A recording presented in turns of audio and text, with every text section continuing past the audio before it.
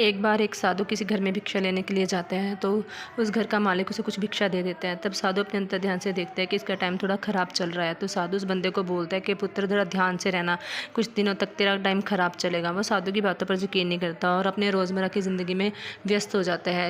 एक दो दिन बाद देखता है कि उसे सारे काम बिगड़ने शुरू हो गए हैं, लेकिन फिर भी वो इसकी परवाह नहीं करता। कि एक दिन वो कहीं जंगल में जा रहा था, तो पीछे से एक चोर भागता हुआ आता है, तो उसके पास सामान रखकर भाग जाता है, क्योंकि उसको डर है कि राजा के सैनिक कहीं मुझे पकड़ ना ले। वो डर जाता है। तभी राजा के सैनिक आते हैं, देखते हैं कि एक आदमी दरख्त के नीचे विश्राम कर रहा है और उसके पास राजा का धन पड़ा हुआ है। तो वो उसको पकड़ लेते हैं। वो बहुत समझाता है कि मैंने चोरी नहीं की, लेकिन कोई भी इसकी बात का यकीन नहीं करता। वो उसको राजा के पास ले जाते हैं। राजा जी, ये बंदे ने आपके जो चोरी की थी, ये वही बंदा है। राजा को बहुत गुस्सा आता है। राजा उसको कारावास में डाल देते हैं, लेकिन फिर उसे कुछ अच्छे व्यवहार की वजह से उसको कुछ छोड़ देते हैं, क्योंकि अब उसके बुरे दिनों का जो वक्त था वो कम होना शुरू हो गया था। वो बड़ा दुखी हुआ अपने घर में बैठता है कि इतने सालों की कमाई हुई इज्जत पाने में मिलेगी, लोग क्या कहेंगे, बड़ी उसको शर्म आती है। तो दरवाजे पे खटखटाहट होती है, देखते हैं वो साधु फिर से वहीं पे खड़े हुए थे।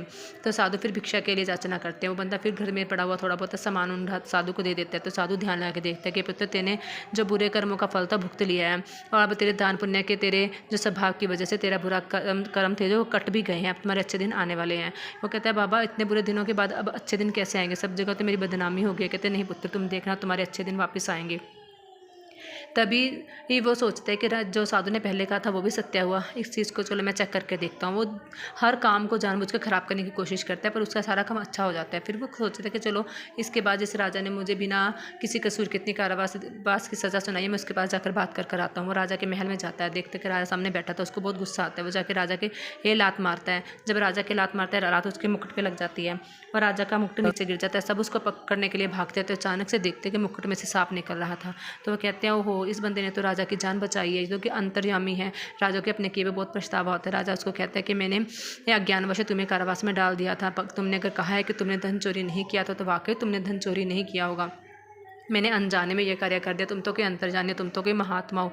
ये कहकर राज्यसभा में उससे अच्छी पदवी पर नियुक्त कर देते हैं और उसका जीवन सुखमय हो जाता है। तब वो साधु के पास वापस जाता है कि ये महाराज जी, आपने जो कहा था वो सब सत्य हुआ, पर ऐसा क्यों होता है। तब साधु उसको बताता है, ये आपके कर्मों का फल होता है। किसी जन्म में आपने कोई बुरा कर्म किया होता है, तो वो आपको इस जन्म में भुगतना ही पड़ता है।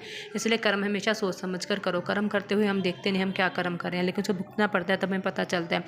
तूने अपने जन्म में जो बुरे कर्म किए, तूने उसको भी भुगता, और तुमने जो अपने जन्म में अच्छे कर्म किए, तुमने उसको भी भुगता। इसलिए ये अच्छे कर्म करते रहो, ताकि हमें उनको भुगतने के टाइम पे हमें सुख सुविधा हो। हम अच्छे कर्म करेंगे तो हमारे साथ सब कुछ अच्छा ही होगा। भगवान पर भरोसा रखिए, आपके अच्छे और बुरे कर्मों का सारा लेखा जोखा रखता है वो अपने पास।